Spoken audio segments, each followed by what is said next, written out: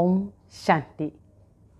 আজি আমি কথা পাতিম যে আমি যি খাদ্য খাওঁ বা যি আমি সেৱন কৰোঁ ৰাতিপুৱাৰ পৰা সন্ধিয়ালৈ, পানী হ'ব পাৰে, খাদ্য হ'ব পাৰে, মেডিচিন হ'ব পাৰে, বা যি আমি কৰ্ম কৰোঁ, পঢ়া শুনাৰ পৰা আদি কৰি ঘৰৰ কৰ্ম, অফিচৰ কৰ্ম, নহয় জানো, বিভিন্ন কৰ্ম, আমি যি কৰ্ম কৰি খাওঁ সেই কৰ্মটো সকলোতে যদি আমি সংকল্প মিলাই দিওঁ, সংকল্প মানে হৈছে মনৰ শুদ্ধ প্ৰতিজ্ঞা।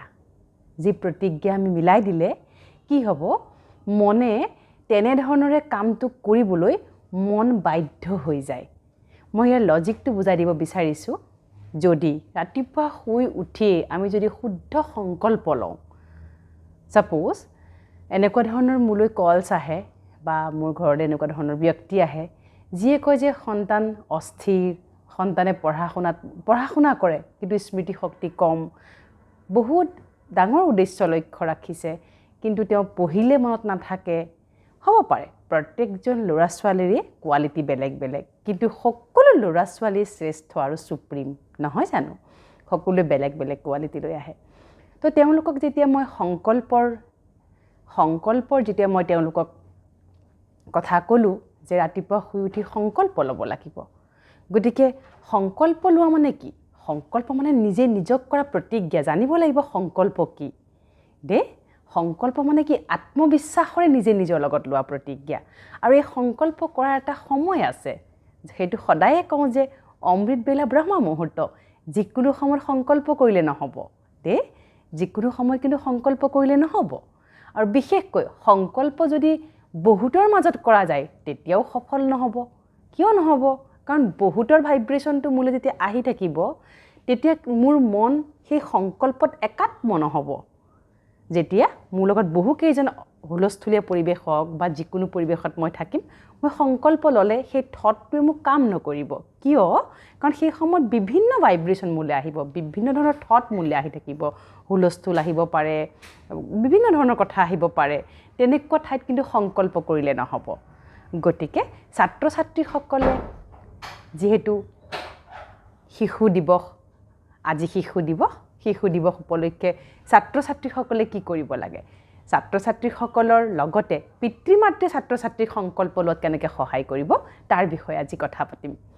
গতিকে ৰাতিপুৱা শুই উঠিয়ে যিসকল সন্তানৰ বহু কিছুমান থাকে যে কেতিয়াবা সন্তান যিহেতু বাচ্চাই হয়, তেওঁলোক অস্থিৰ হয়, কিছুমানৰ স্মৃতিশক্তি কম হয়, কিছুমানৰ পঢ়াত মন নবহে, কিছুমানে জীৱনত বহুত কিবা কৰিব বিচাৰে, চেষ্টাও চলায় কিন্তু সাধ্য নহয়, তেওঁ অসাধ্য হয়। বা কেতিয়াবা বহু ল'ৰা ছোৱালী বহুত ভালকৈ পঢ়া শুনা কৰি আছে, পঢ়া শুনাটো আমি কৰিবই লাগিব, তাৰ কোনো আমাৰ অপশ্যন নাই। পঢ়া শুনা আমি নিয়মিত কৰিবই লাগিব, সদায় শ্ৰেণীকোঠাত উপস্থিত থাকিবই লাগিব, নহয় জানো? কেতিয়াও এবচেণ্ট থাকিব নালাগে বিনা কাৰণত। জ্বৰ চৰ হৈছে বাৰু তেতিয়া বেলেগ কথা, বেমাৰৰ বাদে বা বহুত ডাঙৰ কিবা নোহোৱালৈকে কিন্তু কেতিয়াও এবচেণ্ট থাকিব নালাগে দেই। গতিকে স্কুলত এবচেণ্ট থকা, তাৰপিছত বিভিন্ন কথাৰ অজুহাত দেখুৱাই কেতিয়াবা কি হয়, আমি স্কুলৰ পৰা কেতিয়াবা হাফ ছুটি মৰা যায়, সেইটোও কৰিব নালাগে, নহয় জানো? কাৰণ বিদ্যালয় আমাৰ দ্বিতীয়খন ঘৰ দেই। স্কুল বিদ্যালয় আমাৰ দ্বিতীয়খন ঘৰ। কাৰণ শুই উঠিয়ে আমি ক'লৈ যাওঁ? বিদ্যালয়লৈ যাওঁ। বিদ্যালয় আমাৰ বাবে সদায় উৎকৃষ্ট স্থান, শ্ৰেষ্ঠ স্থান। আৰু বিদ্যালয় লগতে আমাৰ শিক্ষাগুৰুসকল দেই। শিক্ষক আৰু শিক্ষাগুৰুসকলক আমি আগৰ দিনত আমি বহুত সন্মান কৰিছিলোঁ।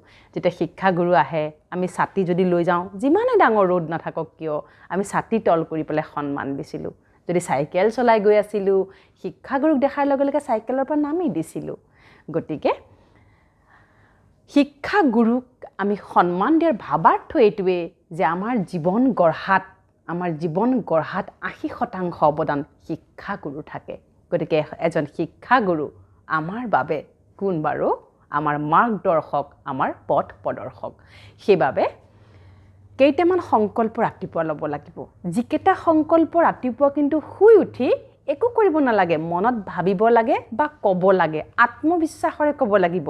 পঢ়া শুনা কৰিবই লাগিব নিয়মিত, স্কুল যাবই লাগিব, ক্লাছত উপস্থিত থাকিবই লাগিব, হোমৱৰ্ক কৰিবই লাগিব, প্ৰি টেষ্ট বা যিকোনো টেষ্টত ভালকৈ পাৰফৰ্মেঞ্চ কৰিবই লাগিব আমি, নহ'লেতো পিছলৈ আমি চাকৰি বাকৰি কেনেকৈ পাম, নহয় জানো? চাকৰি বাকৰিটো আমাৰ সদায় একাডেমিক কোৱালিফিকেশ্যনৰ ওপৰত নিৰ্ভৰ কৰি, ইণ্টেলিজেঞ্চৰ ওপৰত নিৰ্ভৰ কৰি আমি চাকৰি এটা পাম। গতিকে সেই চাকৰিটো পোৱালৈকে আমি কি কৰিব লাগিব? নিজৰ মন বুদ্ধিকো আমি শক্তিশালী কৰি লৈ যাব লাগিব, মন ভাঙি পৰিব নোৱাৰিব, হয়নে? উদাহৰণস্বৰূপে আজি যদি আপোনাৰ ঘৰৰ সন্তানে যদি আজি ফাৰ্ষ্ট পজিশ্যনত আছে, কাইলৈ কিবা কাৰণত যদি তেওঁক কোনোবাই অভাৰটেক কৰি গ'ল, তেওঁক যদি কোনোবাই কম্পিট কৰি গৈ ফাৰ্ষ্ট পজিশ্যন ল'লে, তেওঁ যদি ছেকেণ্ড পজিশ্যনত গুচি আহিলে, সেই সময়ত তেওঁ যেন মনটো ভাঙি নাযায়, তাৰ প্ৰতি আমি সতৰ্ক হ'ব লাগিব, নহয় জানো? তেওঁৰ মনটো যদি এবাৰ ভাঙি যায়, এনেকুৱা ধৰণৰ সন্তানৰো মোৰ ওচৰলৈ বহুত কমপ্লেইন আহে যে বহুত চোকা আৰু এতিয়া তেওঁ ডিপ্ৰেশ্যনৰ বলি হৈছে। এটা সময়ত তেওঁ বহুত ভালকৈ পঢ়িছিল, এতিয়া তেওঁ লাহে লাহে লাহে লাহে বিভিন্ন নেগেটিভ চিন্তনে তেওঁক খাবলৈ